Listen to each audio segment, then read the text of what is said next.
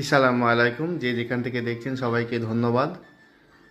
আমি এক বিশেষ বড় হুজুরের কাছ থেকে শুনেছি যে আমরা যদি বিয়ে না দিতাম, অবশ্যই ইউটিউব চ্যানেলে এক হুজুর বক্তৃতা দিচ্ছে, সেইটাই শুনলাম যে আমরা যদি হুজুররা বা মোল সাহেবরা যদি আপনার পিতামাতাকে না বিয়ে দিতাম তাহলে আপনি জারজ সন্তান হতেন। কারোর উদ্দেশ্য করে বলছেন, কিন্তু চলুন আজকে আমরা দেখে নিই যে আপনি জারজ সন্তান কিনা। তো যখন বিয়ে হয়, মুসলিম বিয়ে, বিশেষ করে মুসলিম বিয়ে যখন হয়, তখন দুলহা দুলহান নিজেরা নিজেদেরকে বিয়ে করে এবং সাক্ষ্য হিসেবে উকিল নিযুক্ত করা হয়। কিন্তু মোহন সাহেবের কেন সেখানে কোনো ভূমিকা নেই।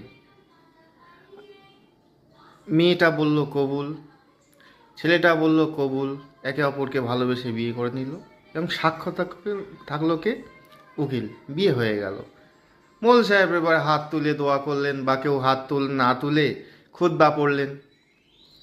বিভিন্ন সমাজে মুসলিমদের বিভিন্ন বিভক্তি দল আছে, তারা সেই দলের অনুযায়ী যে মত আছে সেই মত অনুযায়ী বিয়েটার জন্য খুতবা পড়েন, বা সেটার জন্য কেউ হাত তুলে দোয়া করে, কেউ দোয়া করে না। এই বিয়ে হয়ে গেল। তাহলে আপনি যদি ভালো করে প্রত্যক্ষ করে খেয়াল করে দেখেন, বিয়েরা নিজেরা নিজেদের মধ্যেই করে, স্বামী স্ত্রী দুজনের মধ্যে বিয়েটা করে। মোহন সাহেবের কোনো পদ নেই এখানে, শুধু হাত তুলে দোয়া করা, দুটো গান্ডি ফুন্ডে গিলে নিয়ে বাড়ি যাওয়া। হ্যাঁ, আর যদি রেজিস্ট্রি হয় সরকারি মতে, কেউ রেজিস্টার্ড আছেন তারা রেজিস্ট্রি করে, সাক্ষ্য হিসেবে উকিল থাকে। এই হলো বিয়ে।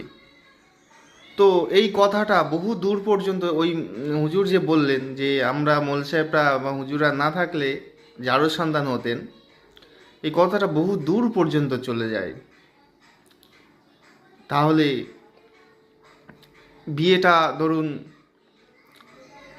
আপনার মাতা পিতা, আপনি সৎ সন্তান হয়েছেন, আপনাকে অসৎ বানিয়ে দিচ্ছে।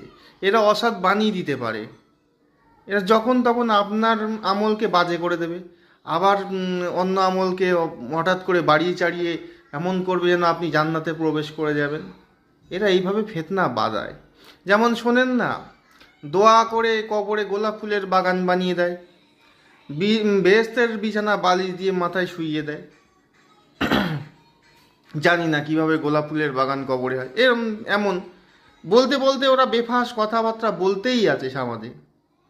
আসলে সমাজে এইভাবে বিভ্রান্তি কোনো সাধারণ মুসলিমরা ছড়ায় না, ছড়ায় এই আলেম নামে যারা জালেম, তারা সমাজটাকে বিভ্রান্তির পথে 1400 বছর ধরে বিভ্রান্তি করে যাচ্ছে। এরাই আপনাকে ইহুদির দালাল বলবে আবার।